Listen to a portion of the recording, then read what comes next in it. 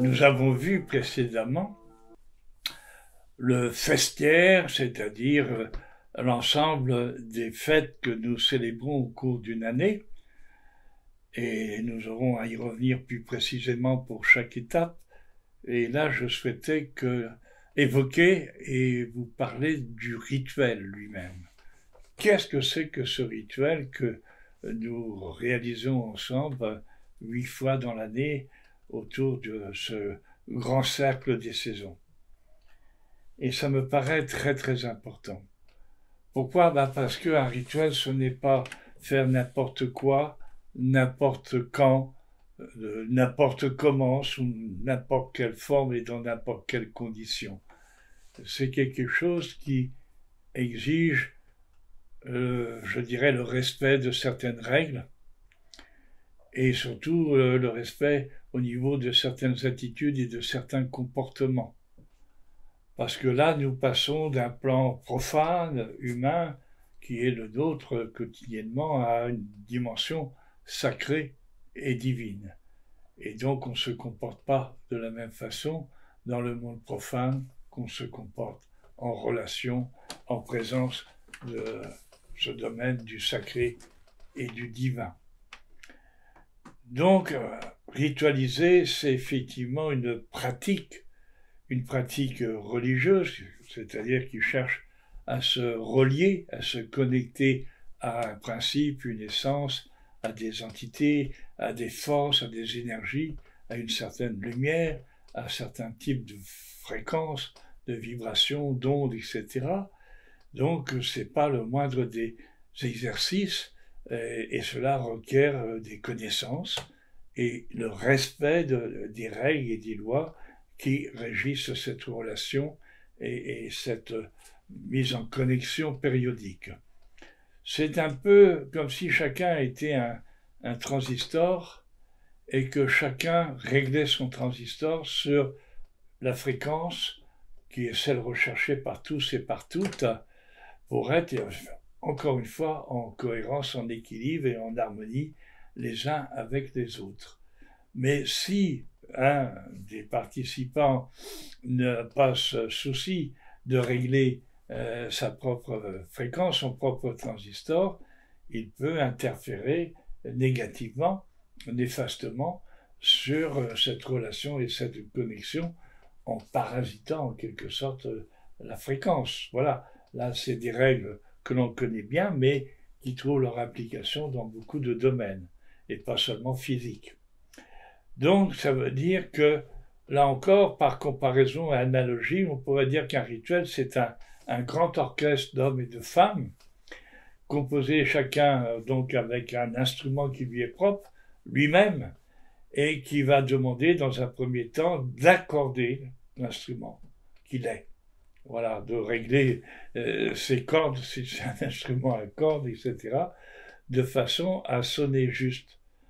Donc ça, c'est un premier exercice préalable, s'accorder d'abord soi-même, en soi-même, et après faire en sorte de venir nourrir et enrichir la partition commune, comme une.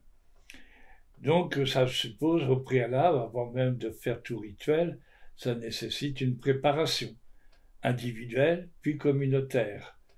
Et comme on va aussi rentrer dans cet espace sacré et divin, on va faire en sorte d'y rentrer dans les meilleures conditions, c'est-à-dire avec les dispositions les meilleures en termes de pensée, de cœur, d'esprit, de corps même. Voilà. Donc c'est un peu une chambre d'amour, un rituel. Donc on n'y rentre pas, encore une fois, n'importe comment, revêtu de n'importe quoi, avec n'importe quelle intention. C'est aussi un chant pour l'offrande, c'est-à-dire un chant pour le don et le contre-don que l'on attend dans une rituelie. Donc, préparation importante à la fois de chacun et de chacune, puis après, ce sera une préparation en commun. D'abord, on va demander à notre frère le feu de nettoyer notre corps, nos pensées, etc., de dégager un petit peu tout ce qui nous obstrue, de brûler toutes ces branches mortes qui nous encombrent finalement, de façon à se présenter nu, encore une fois, de pensée, de corps, de cœur, parce que c'est nu que nous pourrons recouvrir ce qui doit nous recouvrir et nous épouser tout entier. Donc tout ça, ça suppose une compréhension préalable. Le rituel, il faut, avant de l'incarner, de le vivre, comprendre ce rituel. Pourquoi on le fait, à quoi il correspond, dans quel scénario, récit, légende et mythe il s'inscrit, et quels sont les effets qu'il produit, qui seront produits, et ce que l'on peut y apporter de nous-mêmes pour effectivement que tout cela constitue peu à peu, symbiotiquement, en osmose de pensée, de désir et de ferveur et d'amour, compose effectivement ce qu'on appellerait un égrégore. Simplement une forme symbiotique d'entendement de tous les participants qui vont vivre et concélébrer entre eux, voilà, une compréhension commune axée sur la relation, la connexion au sacré et au divin. Donc on voit bien que tout cela a une très grande importance pour la qualité même du rite et de la cérémonie et pour son efficacité. Voilà, c'est-à-dire que si on n'arrive pas à équilibrer, à harmoniser, à maîtriser notre plan humain horizontal, on ne trouvera pas la connexion avec le plan vertical. Et donc cette transcendance entre l'humain et le divin, et nous ne pourrons pas émettre sur une fréquence que nous n'aurons pas su préserver de parasitage. Voilà. Ce sont des images tout cela, mais elles sont très parlantes parce qu'elles s'incarnent, elles se réalisent concrètement pour être opératives et efficaces. Donc quand je vais célébrer ou concélébrer, je dois avoir cette connaissance du rite, de sa pratique, de l'usage, de ce qui est souhaitable de faire ou de ne pas faire pour ne pas gêner l'ordonnancement qui s'impose dans cette célébration.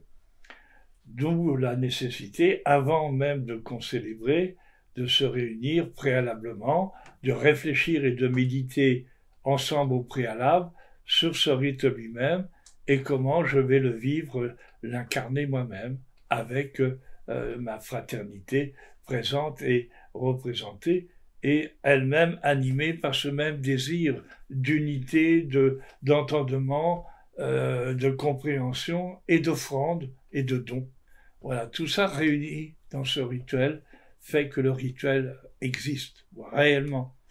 Alors, donc déjà, vous voyez combien il est important d'avoir cette conscience lorsque nous ritualisons, parce que nous ne faisons pas semblant, nous ne donnons pas un spectacle ou une représentation.